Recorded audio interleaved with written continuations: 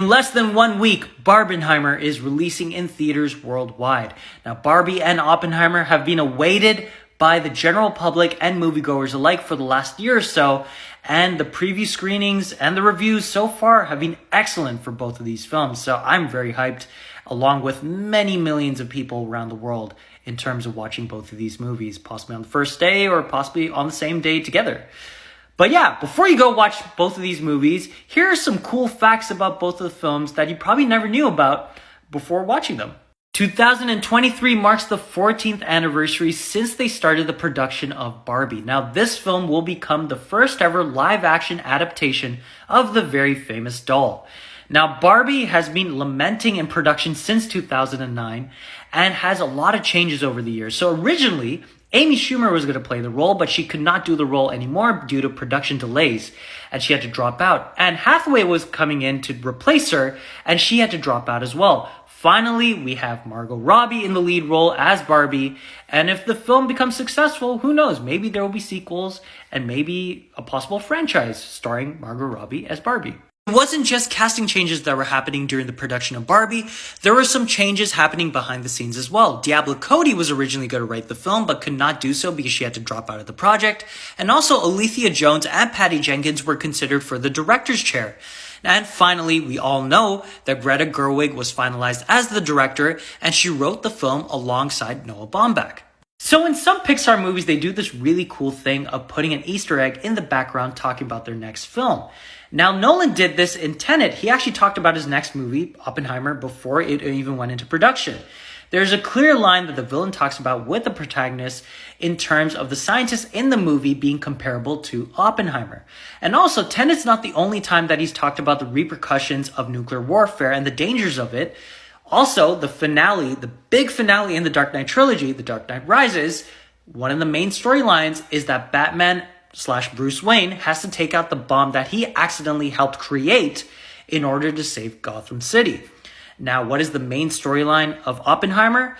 It's not just that Oppenheimer helped create the atom bomb, it's also the repercussions of it and his regret of making this bomb. So it's kind of cool that Nolan kind of touched upon Oppenheimer way before it even went into production. This is a very funny and very cool fact. The production team of Barbie created a global shortage of pink paint.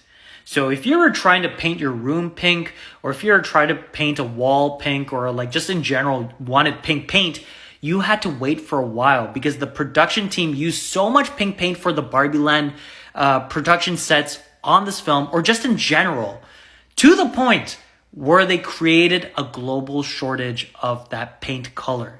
That is insane that this one movie created a shortage of a color of paint.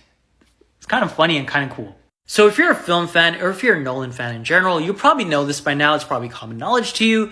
But Christopher Nolan is a huge fan of IMAX. He loves shooting on IMAX, and Oppenheimer will be the longest movie that he's ever shot footage for using IMAX cameras.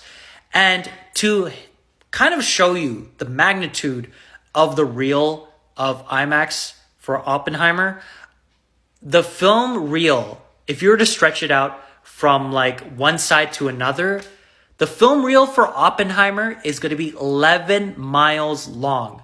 11 miles. That is insane. That is insane. That is literally the distance. If you're from Toronto, you probably know this. That's literally the distance from Ajax to almost Scarborough. Ajax to Scarborough. If you were to hold the Oppenheimer film from Ajax, you could probably almost get to Scarborough using this one reel. That is insane. And kind of cool too. Now, this is one of the most kindest and one of the most sweetest ideas that a director's ever had in terms of having a person cameo in the respective film. Now, Greta Gerwig, who directed and wrote the film alongside Noah Baumbach, wanted Barbara Handler, who is right there, to cameo in the Barbie movie. Now, you're probably asking, who is Barbara Handler? She is the inspiration for Barbie. She is the inspiration for the first ever Barbie doll, which was created by Ruth Handler, who was her mother. And the name Barbie came from Barbara.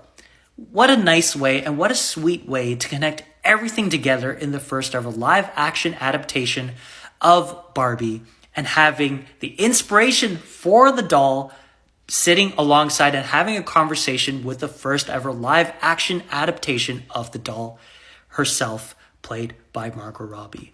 A really cool and very sweet notion from Greta Gerwig. This is a very cool and very interesting fact, but Christopher Nolan's Oppenheimer will become the first ever IMAX movie to have black and white film stock.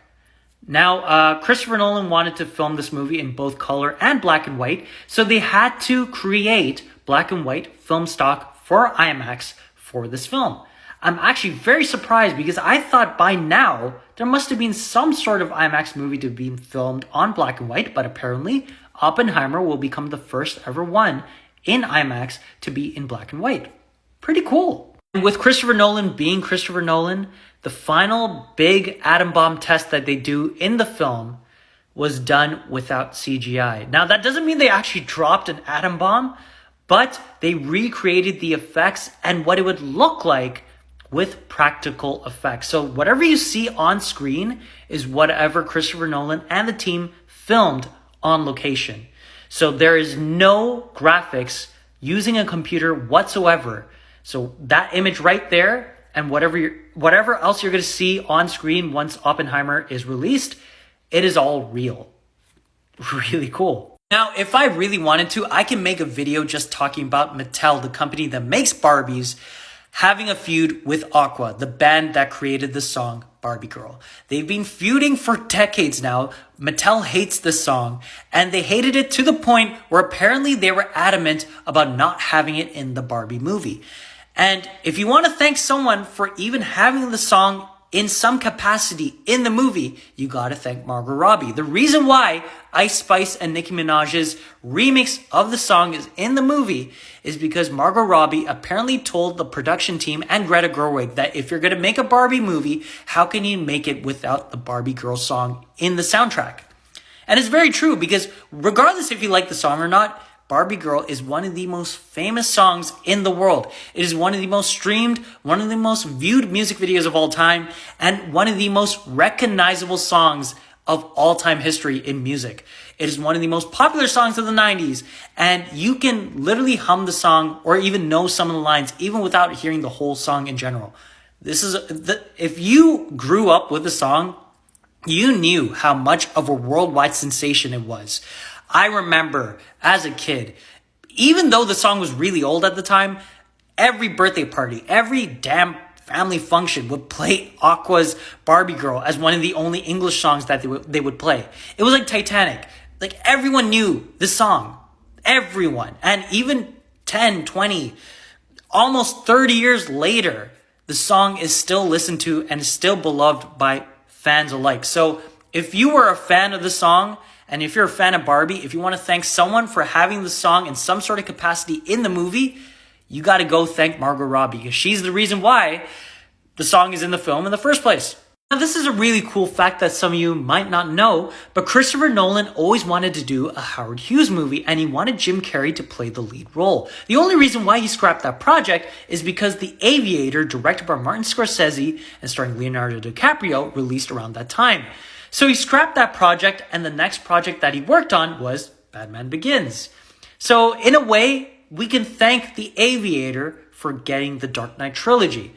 But in general, Christopher Nolan still utilized that kind of structure that he wanted to do in the Howard Hughes movie and utilized it into the script for Oppenheimer. So even though he was not able to do the Howard Hughes movie at the end, he still kind of made it in a way using the Oppenheimer story. So when you see Oppenheimer, you will get hints of whatever could have been that Jim Carrey film that he wanted to do for Howard Hughes. So yeah, it's kind of a sad thing to see that he never was able to do that project, but it's still kind of cool that he used that kind of, story structure, whatever, into Oppenheimer. So yeah, in a way, it worked out in the end.